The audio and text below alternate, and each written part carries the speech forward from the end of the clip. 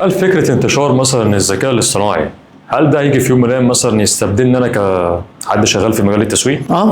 هيستبدلك لو انت ما بتعرفش تستخدم الذكاء الاصطناعي، لكن لو انت بتعرف تستخدم الذكاء الاصطناعي عمره ما هيستبدلك. الذكاء الاصطناعي اللي اخترعه الانسان، بس الفكره كلها انت ساعات بتحس ان الذكاء الاصطناعي اذكى منك. هو الذكاء الاصطناعي مش اذكى منك، قارن الذكاء الاصطناعي بذكاء اللي اخترعه مش ذكاء اللي بيستخدمه. الذكاء اللي بيستخدمه ده اقل من ذكاء اللي بيخترعه. لكن السؤال هنا بقى اللي احنا عايزين نساله فعلا، هو انت خايف ليه من الذكاء الاصطناعي؟ يعني عايز اقول لك على حاجه، لو انت في شركه وبتشتغل مثلا انك انت مثلا HR، وجاء HR اعلى منك، ما هو هيعلي عليك. ممكن يكون اسرع منك في الكتابه على اللابتوب فبيقدر يعمل خدمات اسرع، ممكن يكون اشطر منك في التفكير وفي الذكاء وفي الاختراع وفي الابتكار.